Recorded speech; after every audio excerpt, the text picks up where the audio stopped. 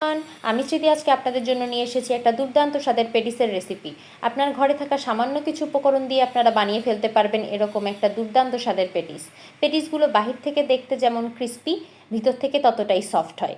এরকম পেটিস আপনারা যদি ঘরে একবার বানিয়ে রাখেন তাহলে অনায়াসেই একটা এয়ারটাইট কন্টেইনারে 3 থেকে 4 দিনের জন্য সংরক্ষণ করতে পারবেন।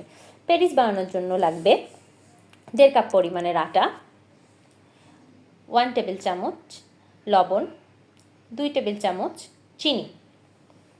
এই মিশ্রণগুলোকে আপনারা সুন্দর করে হাত দিয়ে মিশিয়ে নেবেন। হাত দিয়ে সুন্দর করে উপকরণগুলো একসাথে মিশানো হয়ে গেলে সামান্য ঈষৎ উষ্ণ গরম পানির সাহায্যে একটা সফট ডো মেখে নেবেন। সবগুলো পানি একবারে দেওয়ার দরকার নেই, আস্তে আস্তে 3 থেকে 4 বারে অল্প অল্প করে পানি দিয়ে একটা সফট ডো মেখে নিলে হবে।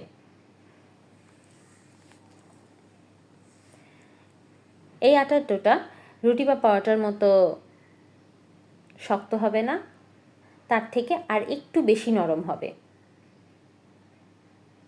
আর খুব সফট একটা ডো তৈরি হবে। অল্প অল্প করে পানি দিয়ে যখন একটা সফট ডো তৈরি হয়ে যাবে সেই পর্যায়ে এই আটার মধ্যে ঘি অ্যাড করে দিতে হবে।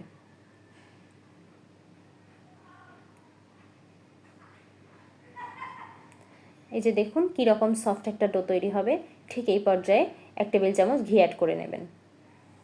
1 টেবিল চামচ ঘিয়ের সাথে পুরো আটাটাকে খুব ভালোভাবে মথে নিতে হবে। এই কাজটা একটু ধৈর্য নিয়ে করতে হবে। এখানে যাতে খেয়াল রাখতে হবে সমানভাবে সমস্ত জায়গায় ঘিটা যাতে মিশে যায়। এইরকম একটা সফট ডো তৈরি হওয়ার পর ডোটাকে 15 থেকে 20 মিনিটের জন্য ফ্রিজে রেস্টে রেখে দিতে হবে। এখন একটা বাটিতে 2 টেবিল চামচ ঘি আর 2 টেবিল চামচ আটা নিয়ে নেব।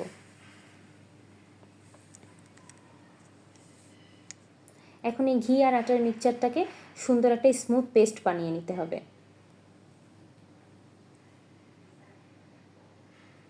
এই স্মুথ পেস্টটাই আজকে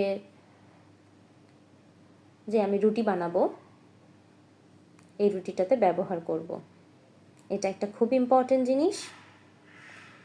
এই জিনিসটা লেয়ারে লেয়ারে ব্যবহার করলে পরে আমাদের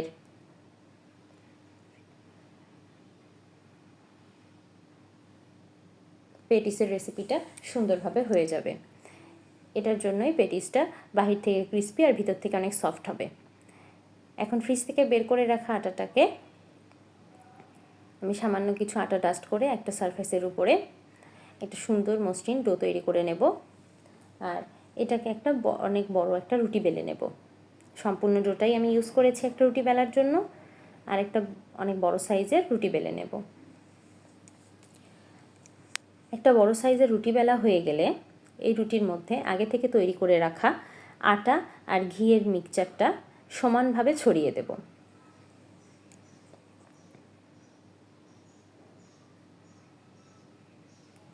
এটা সমানভাবে ছড়িয়ে দেওয়া হয়ে গেলে চিকন পরাটার ভাজের মতো করে রুটিটাকে ভাজ করে নেব।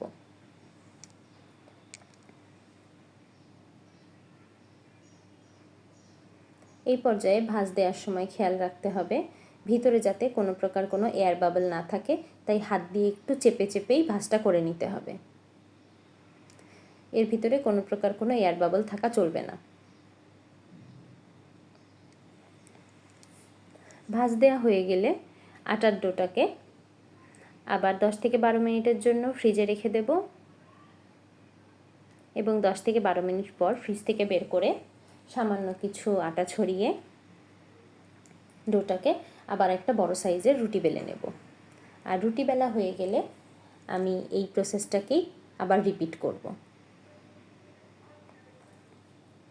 এই সেম প্রসেসটা পেস্ট্রি বানানোর জন্য খুবই জরুরি। এটাকে বারবার রিপিট করলে হবে। পেটিসটা যখন বানানো হবে তখন এটা বাহির থেকে অনেক ক্রিস্পি হবে, ভিতরে অনেকগুলো লেয়ার পাবেন আপনারা এবং এটা খেতে একদম দোকানের পেটিসের মতোই মনে হবে। আমি একটা বড় সাইজের রুটি বেলে নেব এখন।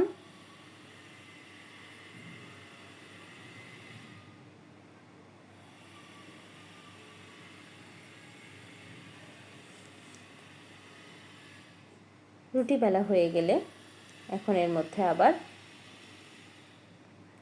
ঘিয়ের মিক্সচারটা দিয়ে নেব। এখন একটা বড় সাইজের পরোটার ডোয়ের ভাঁজ দিয়ে নেব।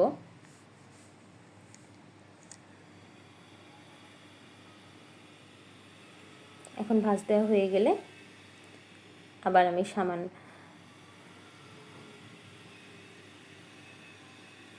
ভাঁজ দেওয়া হয়ে গেছে।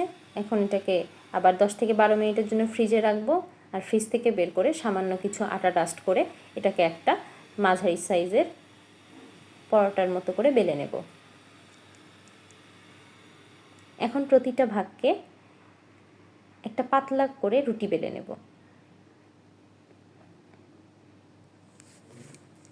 এই পাতলা রুটি বেলা নেওয়ার পর এটাকেও আমি পরোটার ভাঁজের মতো ভাঁজ দিয়ে নেব।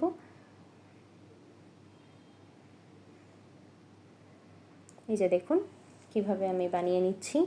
আর এটাকে অনেক পাতলা করে বেলতে হবে। আর বেলার পর ওই ঘিয়ের মিক্সচারটার মাঝে দিয়ে একটা পরোটার ডো বানিয়ে নিতে হবে। আর সবগুলো ডো বানিয়ে নেওয়া হয়ে গেলে এটাকে ফ্রিজে আবার 10 থেকে 12 মিনিটের জন্য রেস্টে রেখে দেব। আর এই সময় আমি ভিতরের পুরটা রেডি করব। ভিতরের পুরের জন্য লাগবে একটা গাজর, একটা মাঝারি সাইজের আলু, দুটো পেঁয়াজ আর এক টুকরো পেঁপে। আমি এখন একটা পিলার দিয়ে সবজিগুলোকে পিল করে নিচ্ছি। পিল করে নেওয়া হয়ে গেলে সবজিগুলোকে ভালো করে ওয়াশ করে একটা গ্রেটারের সাহায্যে গ্রেট করে নেব। আর পেঁয়াজগুলোকে খোসা ছাড়িয়ে ভালো করে ধুয়ে একটা চাকুর সাহায্যে চিকন করে কেটে নেব।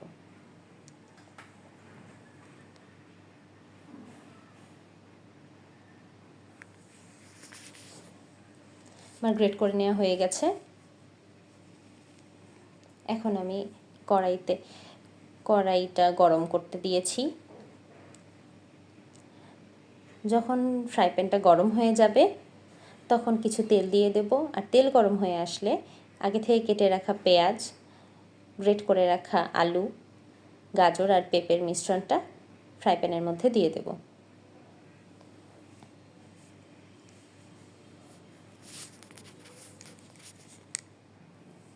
এই সবজিগুলোকে আমি 1 চা চামচ লবণ, 1 চা চামচ হলুদের গুঁড়া এবং 1/2 চা চামচ মরিচের গুঁড়ার সাহায্যে দিয়ে ভালো করে নেড়ে চেড়ে ঢেকে ঢেকে রান্না করে নেব। এ পর্যায়ে চুলার আঁচটাকে আমি অনেক কম রাখবো এবং একটু পরপর ঢাকনা তুলে তুলে নেড়ে চেড়ে রান্না করে নেব।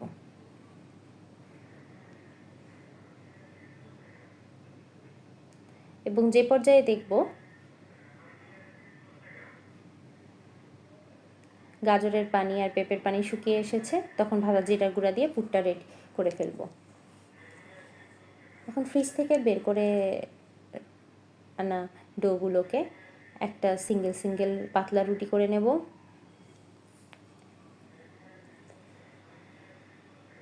একটা পাতলা রুটি হয়ে গেলে এটাকে 4 ভাগ করে নেব। 4 ভাগ করে নেওয়া হয়ে গেলে প্রতিটি ভাগের মধ্যে আগে থেকে তৈরি করে রাখা পুরগুলোকে দিয়ে দেব। আপনারা দেখুন কিভাবে আমি একটা ট্রায়াঙ্গেল শেপ করে নিচ্ছি। একদম চেপে চেপে সাইডের মুখগুলোকে বন্ধ করে দিতে হবে। এখন এভাবে আমি 4টা বানিয়ে নিচ্ছি। বানিয়ে নেওয়া হয়ে গেলে এর উপরে আগে থেকে ফেটিয়ে রাখা একটা ডিম আমি এর উপর ব্রাশ করে নিচ্ছি। ডিমের মধ্যে আমি শুধু সামান্য কিছু লবণ দিয়ে ডিমটাকে ফেটিয়ে রেখেছিলাম। এখন এগুলোকে ব্রাশ করে নিচ্ছি। এখন এই পেটিসগুলোকে আমি 180 ডিগ্রি সেলসিয়াসে 20 থেকে 25 মিনিটের জন্য বেক করব।